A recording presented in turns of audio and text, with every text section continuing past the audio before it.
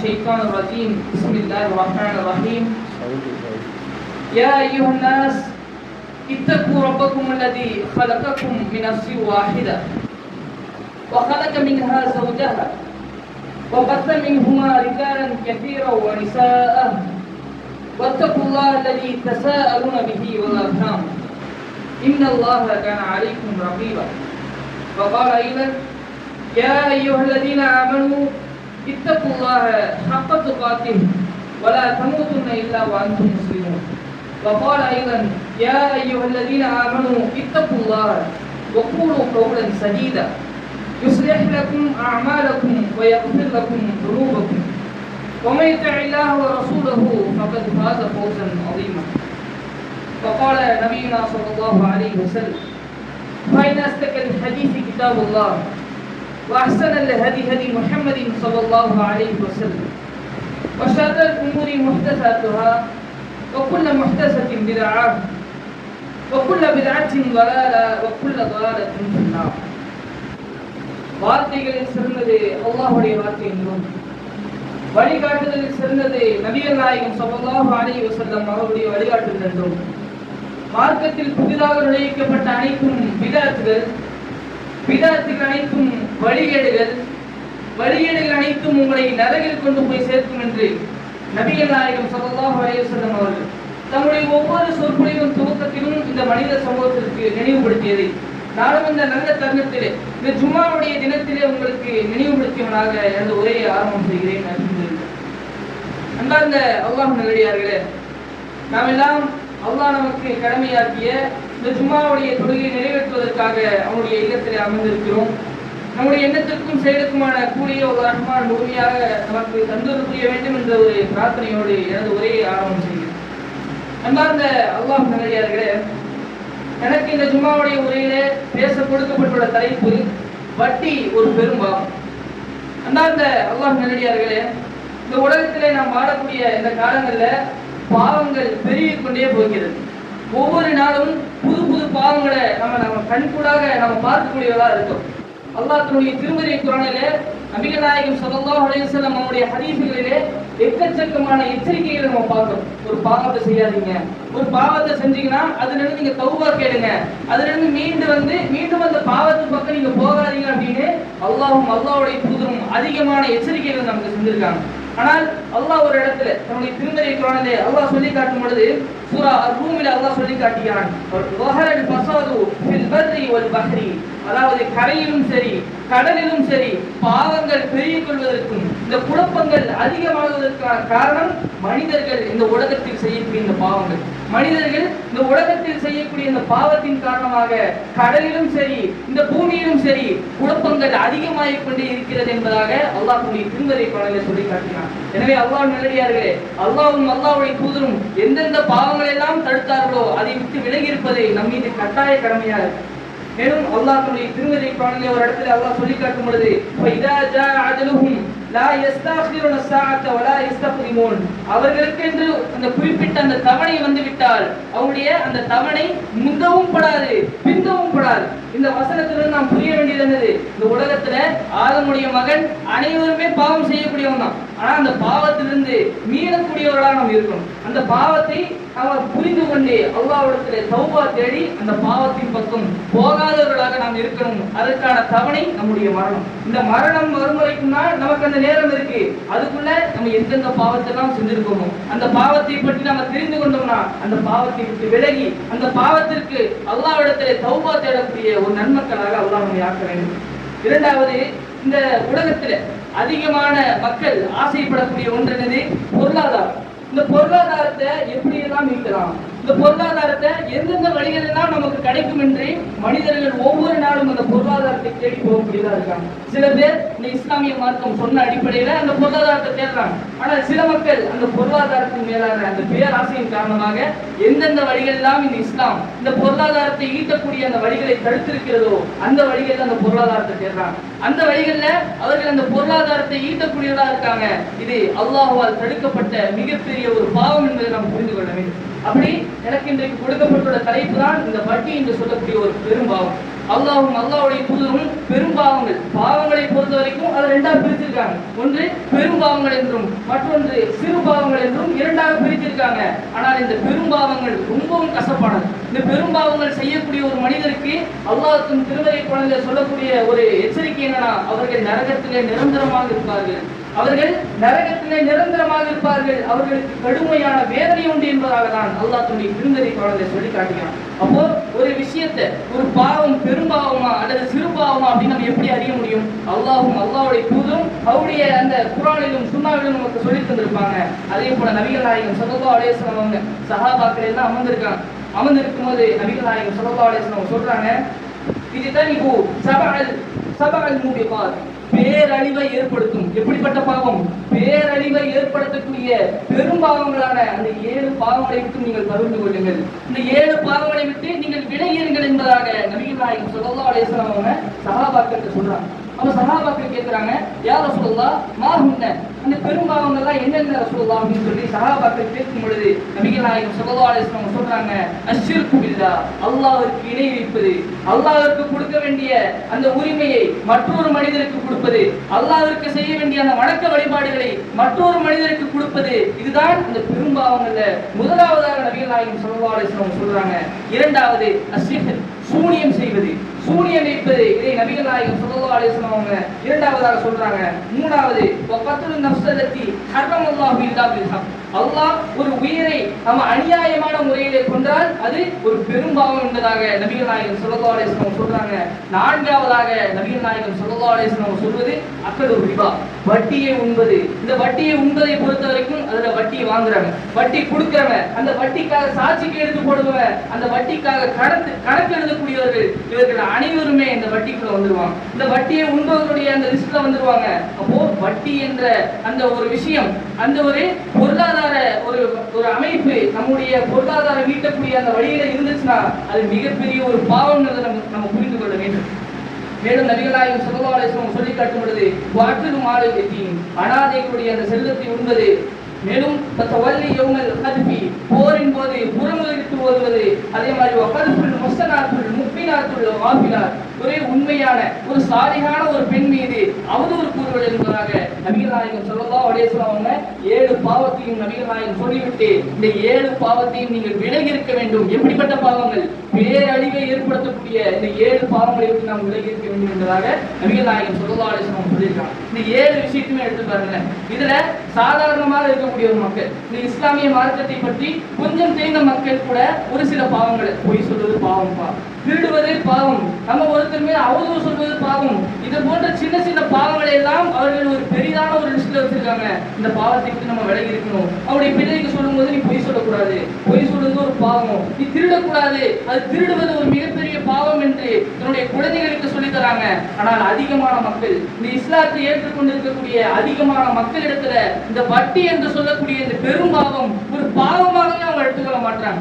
வட்டி என்பது ஒரு பொருளாதாரத்தை ஈட்டக்கூடிய ஒரு முறைதான் என்பதாக அவர்கள் புரிந்து வைத்திருக்கிறார்கள். ஆனால் இந்த வட்டி என்பது மிகவும் கொடூரமான ஒரு பெரும் பாவமா இருக்கு. இன்றைக்கு இந்த உலகத்துல அதிகமான நாடுகள் ஆகட்டும், குறிப்பாக சொல்ல வேண்டும் என்றால் எல்லா நாடுகளிலுமே இந்த வட்டி என்பது மிகப்பெரிய ஒரு அமைப்பாக பார்க்கப்படுது. மிகப்பெரிய இந்த பொருளாதாரத்தை ஈட்டக்கூடிய ஒரு வழியாக தான் இந்த வட்டியானது பார்க்கப்படுகிறது. ஒரு தனி மனிதன் மட்டும் கிடையாது, ஒரு உலக நாடுகளே இந்த வட்டியின் கீழ் தான் இருக்கு. குறிப்பாக நம்முடைய இந்திய நாட்டை எடுத்துக்கொள்ளுங்க. இந்திய நாடாகட்டும், ஸ்ரீலங்காவாகட்டும், இப்படி எல்லா நாடுகளிலுமே எடுத்தோம்னா அவர்கள் ஏதாவது ஒரு நாட்டிலிருந்து கடனாக ஒரு சில கோடி ரூபாய்களை பெற்றிருப்பாங்க. அந்த வட்டியை திரும்ப தர முடியாமல் அந்த வட்டி கணக்கு போய்கொண்டே இருக்கும். இதுதான் இன்றைக்கு இந்த உலகத்தினுடைய நிலையாக. அப்போ இந்த வட்டியை குறித்து அல்லாஹ்வும் அல்லாஹ்வுடைய தூதரும் இந்த அளவுக்கு எச்சரிக்கை செஞ்சிருக்காங்களே, இந்த அளவுக்கு ஷிர்கினுடைய அளவுக்கு அல்லாஹ்விற்கு இணை வைப்பது என்பது எவ்வளவு பெரிய பாவம்.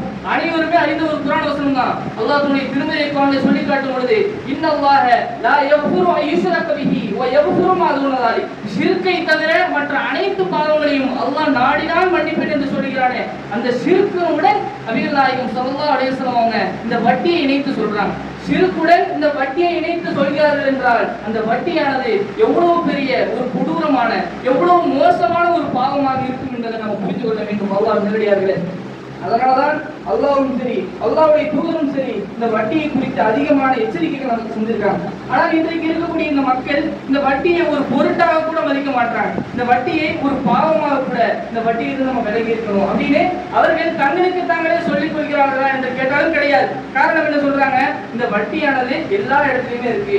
நம்ம ஒரு இடத்துல போய் ஒரு காசு கொடுக்கிறோம் அப்படின்னா அல்லது காசு வாங்குறோம் அப்படின்னா அந்த இடத்துல அந்த வட்டியான பணம் இருக்கு, அந்த வட்டி காசு இருக்கு. அப்போ இந்த வட்டியை விட்டு நம்ம விலகி இருக்க முடியாது. அந்த வட்டி நம்முடைய வாழ்க்கையோடு இணைந்திருக்கிறது என்று அதற்கு அவர்கள் காரணம் சொல்கிறார்களே தவிர அந்த வட்டியை விட்டு விலகி இருக்க வேண்டும். அந்த வட்டியில நான் உன்னை போக மாட்டேன், அந்த வட்டி பணத்தை உன்னை வாங்க மாட்டேன், நான் உன்னை வட்டி யாருக்கும் கொடுக்க மாட்டேன், நான் உன்னை வட்டிக்கு யாரிடத்திலும் போய் நான் கையேந்த மாட்டேன் என்று அந்த மனிதர்கள் சொல்கிறார்களா என்று கேட்டால் கிடையாது. காரணம் அவர்கள் சொல்லுவது எங்களுக்கு அவசரமான ஒரு நிலையில அவசரமான ஒரு சூழ்நிலையில கடனா கொடுக்கறதுக்கு இவங்க மட்டும் தான் இருக்காங்க, வேற யாரும் கிடையாது என்று அவர்கள் அதற்கான ஒரு காரணத்தை சொல்றாங்க. அப்ப இது போன்ற விஷயத்தை விட்டு தவிர்த்திருப்பதற்காக தான் அல்லாஹ்வும் அல்லாஹ்வுடைய தூதரும் அதிகமான எச்சரிக்கைகள் செஞ்சிருக்காங்க. இந்த வட்டியை அல்லாஹ்வும் அல்லாஹ்வுடைய தூதரும் ஒரு பெரும் பாவத்துடைய லிஸ்ட்ல கொண்டு வருவதற்கு இது அவ்வளவு பெரிய ஒரு தீங்கா என்று கேட்டால் நாம் இந்த உலகத்துல அதிகமான தீங்குகள் ஏற்படுத்துவதற்கு இந்த வட்டி மிகப்பெரிய ஒரு காரணமா இருக்கு. எத்தனையோ கிராமங்களை நம்ம பார்க்கிறோம், அவர்கள் ஒருவேளை உணவு சாப்பிடுவதற்காக ஒரு இடத்துல ஒருத்தர் இடத்துல போய் கடனா கேட்கிறாங்க, அந்த கடனுக்கு வட்டி கட்ட முடியாமல் அந்த வட்டி அதிகமாகிக் கொண்டே போகுது. இதன் காரணமாக அவங்க என்ன செய்யறாங்க, அவங்களுடைய மானத்தை இழக்கக்கூடிய ஒரு சூழ்நிலை, பெண்கள் தன்னுடைய மானத்தை இழக்கக்கூடிய ஒரு அவல நிலை இன்றைக்கு அதிகமான இடங்கள்ல இருக்கு. இன்னும் சொல்ல போனால் சில அப்பாவி ஆண்கள் என்ன செய்யறாங்க, அந்த வட்டியை கட்ட முடியாம தன்னுடைய பெண்களை தன்னுடைய பெண்களாகட்டும் தன்னுடைய வாகனங்களை தன்னுடைய வீடை அடமானம் வைக்கக்கூடிய அந்த ஒரு அவல நிலை இன்றைக்கு தமிழகத்திலே அதிகமான இடங்கள்ல நடக்கக்கூடியதை நம்ம நேரடியா பார்க்க முடியுது. இன்னும் சொல்ல வேண்டும் என்றால் ஒரு 2 ஆண்டுகளுக்கு முன்பதாக சமீபத்தில் ஒரு நெல்லை மாவட்டத்தில் இருக்கக்கூடிய அந்த கலெக்டர் ஆபீஸ்ல ஒரு குடும்பமானது மனு கொடுக்க போறாங்க. 2 குழந்தைகளும் கணவனும் மனைவியும் சேர்ந்து மனு கொடுக்க போறாங்க. அந்த மனு அவர்கள் ஏற்றுக்கொள்ளப்படலை. இறுதியாக அவங்க என்ன செய்யறாங்க, தீ குளித்து தற்கொலை செய்யறாங்க. அப்போ இது போன்ற தற்கொலைகளுக்கு காரணமா இருப்பது இந்த வட்டி என்று சொல்லக்கூடிய ஒரு பெரும் பாகங்கள். அவங்க அந்த வட்டிக்கு அவர்கள் போவதற்கான காரணம் என்ன, அவர்களுக்கு தேவைப்படக்கூடிய அந்த சூழ்நிலையிலே யாருமே காசு கொடுக்கல. தேவைப்படக்கூடிய சூழ்நிலைகள்ல அவர்களுக்கு காசு கொடுப்பதற்கு யாரும் முன்வரவில்லை. அதன் காரணமாக அந்த வட்டிக்கு போறாங்க. அந்த வட்டிக்கு போன பிறகு அந்த பணத்தை திருப்பி தர முடியாமல் அவர்கள் துன்பப்பட்டு துயரப்பட்டு இறுதியாக தன்னுடைய மானத்தை இழந்து தற்கொலை செய்யக்கூடிய அந்த நிலை நம்ம இன்றைக்கும் பார்த்து வருகிறோம். இது தனி மனிதருக்கு மட்டும் கிடையாது. ஏன் நம்முடைய இந்திய நாட்டை எடுத்துக்கொண்டால் இந்திய நாடு மொத்தம் இதுவரைக்கும் 63 லட்சம் கோடி ரூபாய் கடன் வாங்கியிருக்காங்க. 63 லட்சம் கோடி ரூபாய் கடனாக பெற்று அந்த கடனை திருப்பி தர முடியாமல் இந்த இந்தியாவில் இருக்கக்கூடிய ஒவ்வொரு குடிமகனுடைய கணக்கிலும் ஒவ்வொரு கடன் இருக்கு. அப்போ இந்த வட்டி எவ்வளவு பெரிய ஒரு விபரீதத்தை ஏற்படுத்தியிருக்கு அப்படின்னு நம்மளால பார்க்க முடியும். ஆனால் நபிகள் நாயகம் ஸல்லல்லாஹு அலைஹி வஸல்லம் காலகட்டத்தில் நபிகள் நாயகம் ஸல்லல்லாஹு அலைஹி வஸல்லம் அவர்களுடைய காலகட்டத்தில் 1400 ஆண்டுகளுக்கு முன்பதாக இந்த குர்ஆனை நபிகள் நாயகம் ஸல்லல்லாஹு அலைஹி வஸல்லம் அவருக்கு அல்லாஹ் இறக்கி வைத்தானே, அந்த காலத்துல யூதர்கள் என்று சொல்லக்கூடிய ஒரு மோசமான ஒரு பிரிவினர் இந்த வட்டியை ஆரம்பிக்கிறாங்க. அவர்கள் மூலமாக தான் இந்த வட்டி அதிகமாகி இன்றைக்கு நம்ம செல்லக்கூடிய எல்லா இடங்களிலுமே அந்த வட்டி நம்மால் பார்க்க முடிகிறது என்றால் அதற்கு காரணமா இருந்தவர்கள் இந்த யூதர்கள். அவர்கள் இருக்கக்கூடிய அந்த காலகட்டத்துல நபிகள் நாயகம் ஸல்லல்லாஹு அலைஹி வஸல்லம் அவர்கள் இந்த வட்டியை எந்த அளவுக்கு கையாண்டாங்க, எந்த முறையில் அவர்கள் கையாண்டாங்க என்பதெல்லாம் நம்ம வரலாறுகளை படிச்சிருப்போம். நபிகள் நாயகம் ஸல்லல்லாஹு அலைஹி வஸல்லம் அவங்க யாராவது ஒரு இடத்துல ஏதாவது ஒரு தேவையை கேட்டாங்கன்னா அந்த தேவையை நிறைவேற்றாமல் இருக்க மாட்டாங்க. அவர்கள் அந்த தேவையை நிறைவேற்றாமல் இருக்க மாட்டார்கள். அவர்களால் முடியவில்லை என்றாலும் மற்ற சஹாபாக்கள் இடத்துல சொல்லி அவங்களுடைய தேவை நிறைவேற்ற சொல்லுவாங்க. ஆனால் இன்றைக்கு இந்த இந்தியாவிலே இருக்கக்கூடிய எத்தனையோ ஏழைகள் ஒவ்வொரு நாளும் அந்த உணவின்றி தவிக்கிறார்கள். ஆனால் அவர்களை பார்ப்பதற்கு எந்த ஒரு மனிதனும் கிடையாது. ஆனால் அவர்கள் ஒரு பொருளாதாரத்தை தான் எதிர்பார்க்கிறாங்க. எனக்கு கொஞ்சோடு காசு கிடைச்சா நான் அதன் மூலமாக ஒரு தொழிலை செஞ்சு நான் ஒரு நல்ல இடத்துக்கு போயிடுவேன் அப்படின்னு எதிர்பார்க்கிறார்கள். அதே போல அவர்கள் அந்த வட்டிக்காக வேண்டி அந்த தொழிலுக்காக வேண்டி வட்டி வாங்குறாங்க. அந்த வட்டி மூலமாக லாபமோ நஷ்டமோ அவர்களால் அந்த வட்டி காசை திருப்பி கொடுக்க முடியாமல் அந்த இருக்கக்கூடிய பொருளாதாரத்தையும் இழக்கக்கூடிய மனிதர்கள் தான் இன்றைக்கு இந்த உலகத்துல எக்கச்சக்கமான மனிதர்கள் இருக்கிறார்கள் என்று நம்ம புரிந்து கொள்ள வேண்டும்.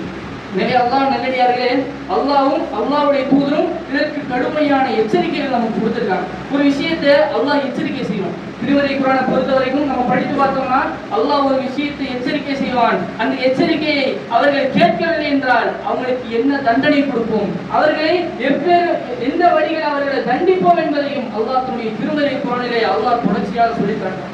அப்படி அல்லாஹ் கடுமையான எச்சரிக்கையை இந்த வட்டிக்கு சொல்லும் பொழுது, யா அய்யுஹல்லதீன ஆமனூ, ஈமான் கொண்டவர்களே, லா தக்குலு ரிபா, நீங்கள் வட்டியை உண்ணாதீர்கள், நீங்கள் வட்டியை உண்ணாதீர்கள், அது ஆஃபன் முதாஃபத்தன், பன்மடங்காக பெருகிக் கொண்டே இருக்கக்கூடிய இந்த வட்டியை நீங்கள் ஒருபோதும் உண்ணாதீர்கள் என்பதாக தான் அல்லாஹ் தன்னுடைய திருமறை குர்ஆனிலே சொல்லி காட்டினான். அல்லாஹ் ஒரு எச்சரிக்கை சொல்லிட்டான், நமக்கு ஒரு வழிமுறை அல்லாஹ் சொல்லிட்டான். என்னது? வட்டியை நாம் உண்ணக்கூடாது, வட்டியை நாம் உண்ணக்கூடாது என்பதாக அல்லாஹ் ஒரு வழிமுறை நமக்கு சொல்லி தந்து விட்டான். பிறகும் யார் இந்த வட்டியை உண்கிறார்களோ, பிறகு யார் இந்த வட்டியை வாங்குகிறார்களோ, பிறகு யார் இந்த வட்டியை கொடுக்கிறார்களோ அவர்களுக்கு ஒரு எச்சரிக்கை விடுகிறான். வத்தகுல்லாஹ் லஅல்லகும் துஃப்லிஹூன், நீங்கள் அல்லாஹ்வை பயந்து கொள்ளுங்கள் என்பதாக தான் அல்லாஹ் தன்னுடைய திருமறை குர்ஆனிலே சொல்லி காட்டினான். மேலும் அல்லாஹ் மற்றொரு வசனத்திலே சொல்லி காட்டும் பொழுது, யம்ஹக்குல்லாஹு ரிபா, அல்லாஹ் வட்டியை முழுமையாக அல்லாஹ் அழிக்கிறான், வட்டியை அல்லாஹ் முழுமையாக அழிக்கிறான். வ யுர்பி ஸதகா, தர்மங்களை அல்லாஹ் வளர்க்கிறான். தர்மம் செஞ்சா எப்படிப்பட்ட நன்மைகள் கிடைக்கும், தர்மம் செஞ்சா நமக்கு எப்படிப்பட்ட கூலிகள் கிடைக்கும் என்று அல்லாஹ்வும் அல்லாஹ்வுடைய தூதரும் நமக்கு அதிகமாக ஆர்வம் ஊட்டியிருக்காங்களே, அப்படிப்பட்ட அந்த தர்மத்தை அல்லாஹ் வளர்த்து இந்த வட்டியை அல்லாஹ் அடியோடு அழிக்கிறான் என்பதாக தான் அல்லாஹ் தன்னுடைய திருமறை குர்ஆனிலே சொல்லி காட்டினான். ஆனால் இன்றைக்கு இருக்கக்கூடிய மக்கள் என்ன சொல்றாங்க, இந்த வட்டி என்பது ஒரு வியாபாரம் மாதிரி தான். நம்ம காசு கொடுக்குறோம், நம்ம காசு வாங்கும்போது ஒரு 100 ரூபாய் எக்ஸ்ட்ரா வாங்குறோம் அல்லது ஒரு 50 ரூபாய் எக்ஸ்ட்ரா வாங்குறோம், இது ஒரு வியாபாரம் மாதிரி தானங்க அப்படின்னு சொல்லி அந்த வட்டியை அவர்கள் காரணம் காட்டுகிறார்கள். அதற்கும் அல்லாஹ் தன்னுடைய திருமறை குர்ஆனிலே ஒரு பதில் சொல்கிறான்.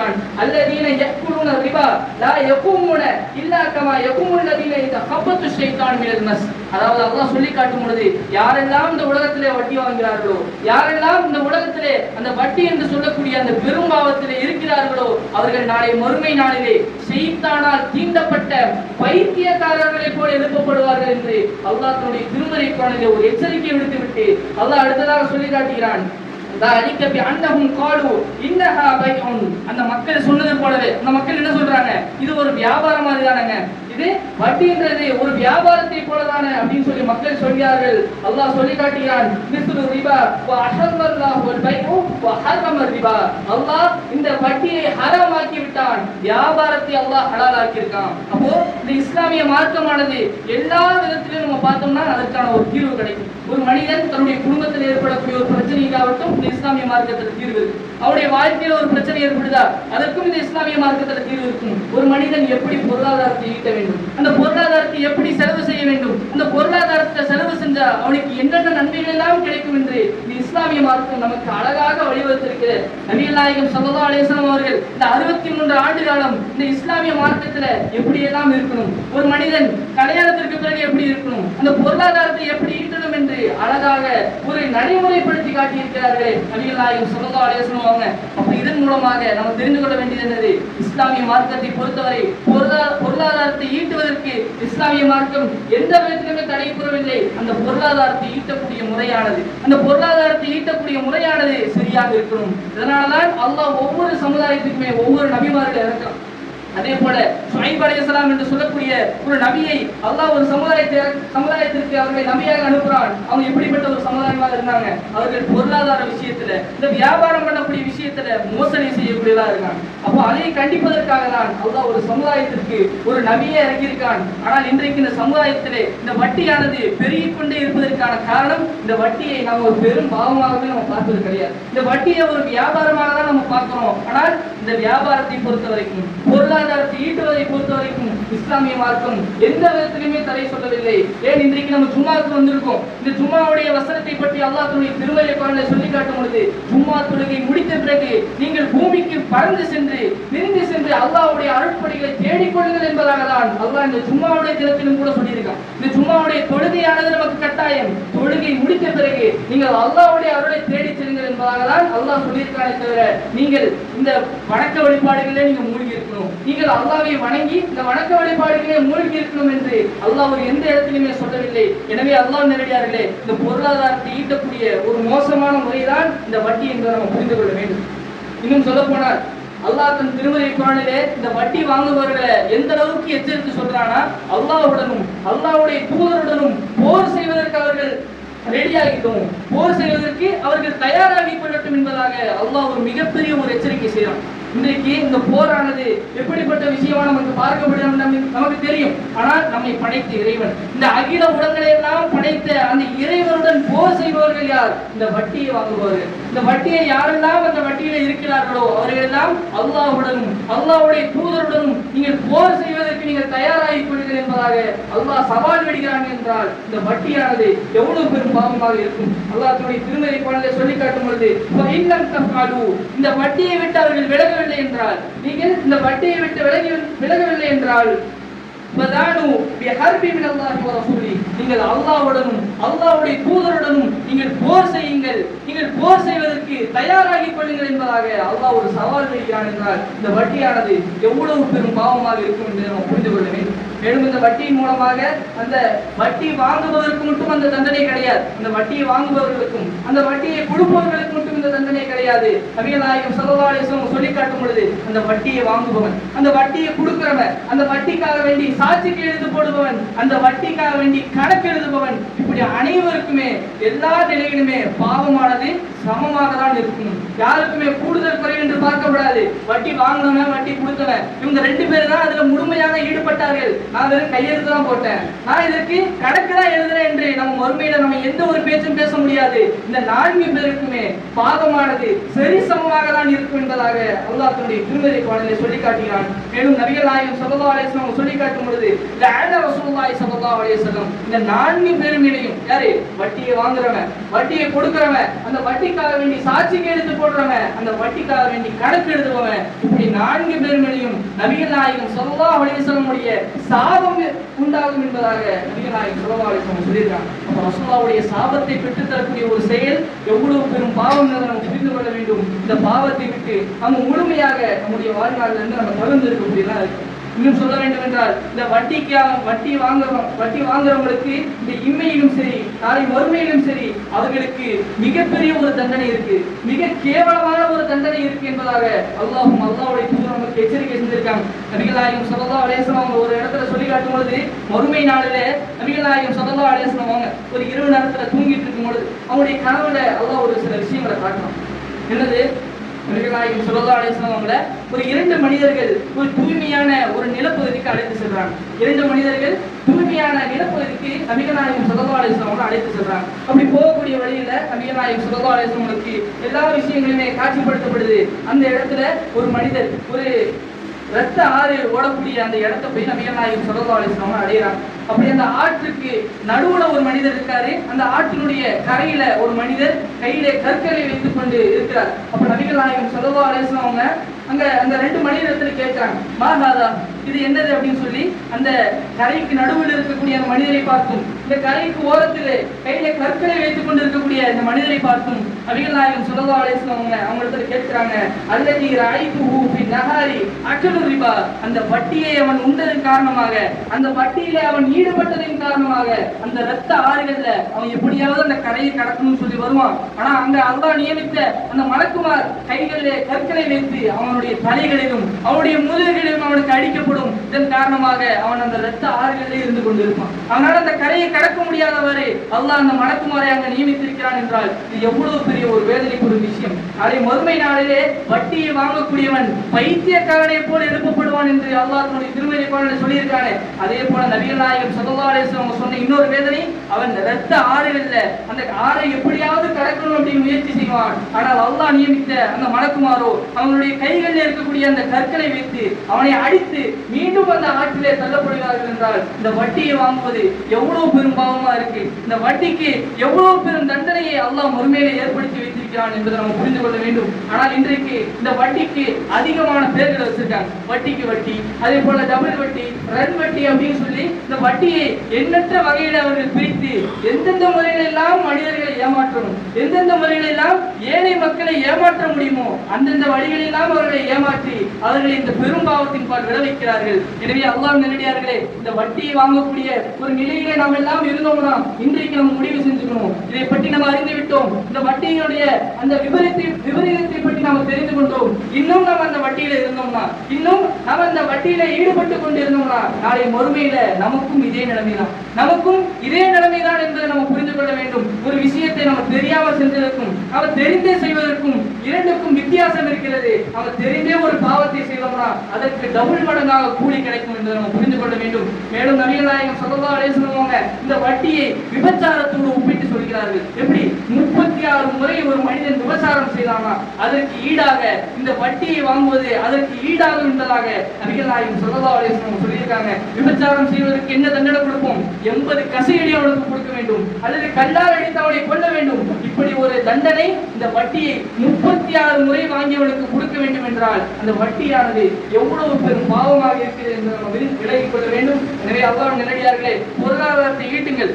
அதிகமாக அல்லாஹ் இந்த உலகத்திலே கொடுக்கக்கூடிய அல்லாஹ்வுடைய ஞானத்துகளை தேடி சென்று பொருளாதாரத்தை ஈட்டக்கூடிய மக்களாக இருக்கணும். எப்படி அல்லாஹ்வும் அல்லாஹ்வுடைய தூதரும் எந்தெந்த வழிகளில் அந்த பொருளாதாரத்தை ஈட்ட வேண்டும் என்று நமக்கு சொல்லி தந்திருக்கிறார்களோ, எந்தெந்த வழிகளில் ஈட்ட வேண்டும் என்று நமக்கு கற்று தந்திருக்கிறார்களோ அந்தந்த வழிகளில் மட்டும் நாம் பொருளாதாரத்தை ஈட்டக்கூடியதாக இருக்க வேண்டும். இந்த பொருளாதாரத்தின் மீது ஒரு பேராசை கொண்டு அல்லாஹ்வும் அல்லாஹ்வுடைய தூதரும் தடுத்த எந்த ஒரு வழியின் பக்கம் நாம் போய்விடக் கூடாது என்று கூறி எனது இந்த முதலாவது உரையை நிறைவு செய்கிறேன். அஸ்ஸலாமு அலைக்கும் வரஹ்மத்துல்லாஹி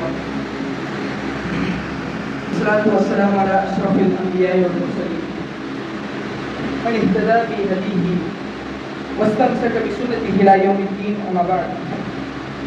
அல்லாஹ் நல்லடியார்களே, சகோதர சகோதரிகளே, இந்த ஜும்மாவுடைய முதலாவது உரையிலே வட்டி என்பது ஒரு பெரும் பாவம், எந்தெந்த வழிகளெல்லாம் அந்த வட்டி நமக்கு தீங்காக இருக்கிறது, அல்லாஹ்வும் அல்லாஹ்வுடைய தூதரும் இந்த வட்டியை எந்த அளவுக்கு எச்சரித்துள்ளார்கள், இம்மையிலும் மறுமையிலும் இந்த வட்டியில் ஈடுபட்டவர்களுக்கு எப்பேற்பட்ட தண்டனைகள் எல்லாம் கிடைக்கும் என்பதை நாம் அறிந்து கொண்டோம்.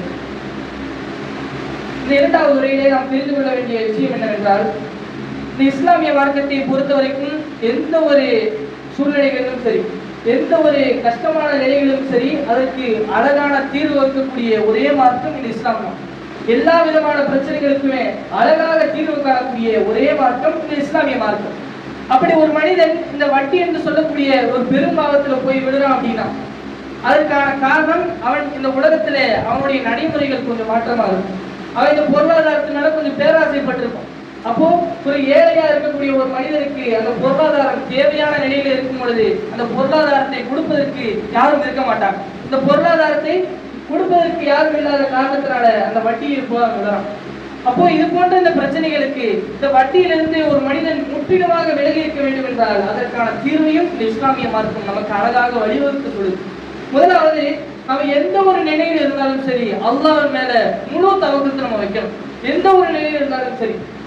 ஏனென்றால் இந்த உலகத்துல அதிகமாக சோதிக்கப்பட்டவங்க நபிமார்கள். இந்த உலகத்துல அதிகமான சோதிக்கப்பட்டவர்கள் இந்த நபிமார்கள். நம்ம எல்லாம் இந்த உலகத்துல சோதனை என்று சொல்லிக் கொண்டிருக்கோம். நமக்கு அல்லாஹ் என்னுடைய தொழில அல்லாஹ் கஷ்டத்தை ஏற்படுத்திட்டான், என்னுடைய வீட்டுல பறக்கத்தே இல்லை, என்னுடைய கையில காசே நிற்க மாட்டேது என்று அதிகமான மக்கள் புலம்பக்கூடியவர்களா இருக்காங்க. ஆனால் இவர்கள் புரிந்து கொள்ள வேண்டும், இதெல்லாம் சோதனையே கிடையாது.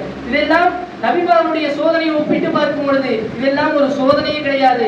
ஏனென்றால் நபிமார்களை அல்லாஹ் இந்த உலகத்திற்கு அனுப்பியதற்கான காரணம் அல்லாஹ்வுடைய மார்க்கமான அல்லாஹ்வை மட்டும் வணங்க வேண்டும், அல்லாஹ்விற்கு எந்த ஒரு இணையும் வைக்கக்கூடாது என்பதற்காக தான் அனைத்து நபிமார்களுமே அனுப்பப்பட்டாங்க. அப்படி அல்லாஹ்வால் தேர்ந்தெடுக்கப்பட்ட அந்த நபிமார்களை அல்லாஹ் அதிகமாக சோதித்திருக்கான் என்றால் நம்ம எல்லாம் இந்த சோதனையெல்லாம் ரொம்ப நம்ம பெரிதா நினைச்சு கொண்டிருக்கோம். பெருசா இந்த அல்லாஹ் எனக்கு கொடுத்திருக்க சோதனை தான் மிகப்பெரிய ஒரு சோதனை, எனக்கு போல யாருக்குமே இந்த சோதனை வந்திருக்காது என்று நாம் நினைத்துக் கொண்டிருக்கிறோம். ஆனால் நபிமார்களுக்கு அல்லாஹ் கொடுத்த சோதனைகள் தான் நாம் படித்து பார்த்தோம்னா நமக்கு இருக்கக்கூடிய சோதனைகள் ஒண்ணுமே இல்லை என்று நாம் புரிந்து கொள்வோம். அப்படிப்பட்ட அந்த சோதனைகளுக்கெல்லாம் உள்ளாக்கப்பட்ட அந்த நபிமார்கள் அல்லாஹ்விடத்துல எப்படி தவக்கத்தோடு இருக்காங்க. மூசா அலைஹிஸ்ஸலாமுடைய வரலாறு நம்ம தெரிஞ்சிருப்போம். மூசா அலைஹிஸ்ஸலாமுடைய அந்த கூட்டத்தை பிறவும் துரத்தி கொண்டு போகும் பொழுது அந்த கடலுக்கு இடையில இருக்காங்க. அந்த கடல்ல இருக்கும் பொழுது அந்த சைடு பார்த்தா கடல், இந்த சைடு பிறனுடைய கூட்டம், இரண்டுக்கு மத்தியில் அவர்கள் இருக்கும் பொழுது கூட அல்லாஹ் மீதான அந்த தவக்கத்தை மூசா அலைஹிஸ்ஸலாம் அவர்கள் ஒருபோதும் விட கிடையாது. அல்லாஹ் எனக்கு இருக்கான், அல்லாஹ் என்னை காப்பாற்றுவான், எந்த ஒரு சூழ்நிலையா இருந்தாலும் சரி அல்லாஹ் எனக்கு உதவி செய்வான் என்று அல்லாஹ் மீது முழுமையான அந்த நம்பிக்கை வைத்ததன் காரணமாக அல்லாஹ் அந்த கடலை பிளக்கக்கூடிய ஒரு அதிசய ஒரு சம்பவத்தை அல்லாஹ் ஏற்படுத்தலாம்.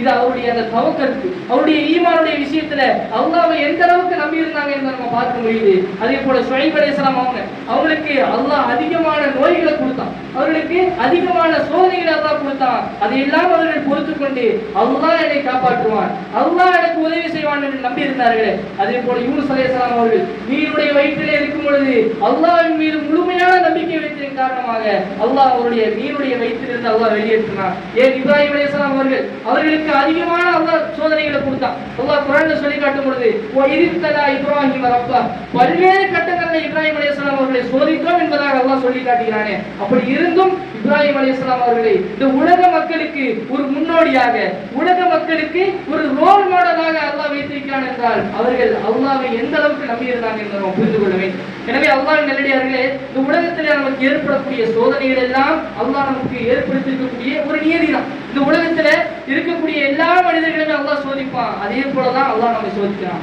நபிமார்களே அல்லாஹ் சோதித்திருக்கிறான், அதே போலதான் அல்லாஹ் என்னை சோதிக்கிறான் என்று அல்லாஹ்வின் மீது முழுமையான நம்பிக்கை வைக்கக்கூடியதா இருக்கு. நமக்கு ஒரு வியாபாரத்துல ஒரு நஷ்டத்தை ஏற்படுத்துறானா, அதன் மூலமா அல்லாஹ் நமக்கு சோதிக்கிறான். அதன் மூலமாக அல்லாஹ் நமக்கு ஒரு நன்மையை தருவான் என்று அல்லாஹ் மீது முழுமையாக நம்பிக்கை வைக்கக்கூடியதா இருக்கு. இது முதலாவது.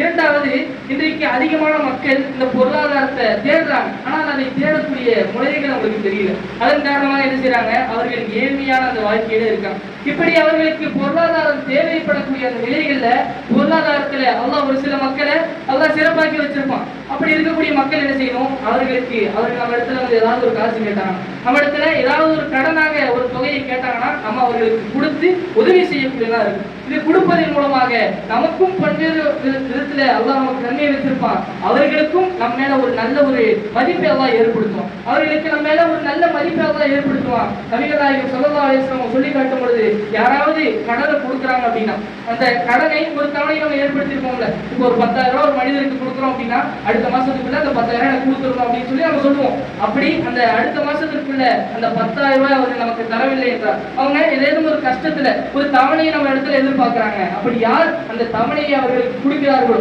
ஒரு காலத்தை நீட்டி கொடுக்கிறார்களோ, அவர்களுக்கு சதகா செய்வதற்கான அந்த கூலி கிடைக்கும். ஒவ்வொரு நாளும் சதகா செய்வதற்கான அந்த கூலி நம்ம தவணையை நீட்டித்து தரும் பொழுது கிடைக்கும் என்பதாக நபிகள் நாயகம் ஸல்லல்லாஹு அலைஹி வஸல்லம் சொல்லியிருக்காங்க.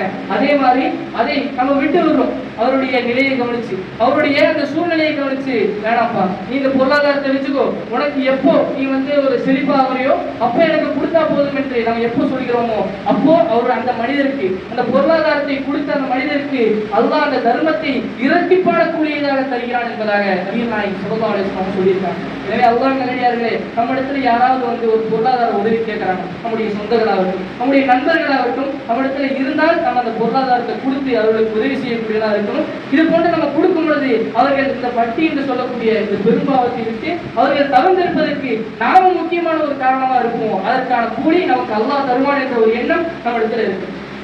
மூன்றாவது, இஸ்லாமிய மார்க்கத்தை பொறுத்த வரைக்கும் எல்லா விதத்திலுமே நமக்கு நன்மை நாடக்கூடியதாக இருக்கு. அப்படி அல்லாஹ்வுடைய தூதருடைய காலகட்டத்துல இந்த பொருளாதாரம் அனைத்து மக்களுக்குமே தேவைப்பட்டுச்சு.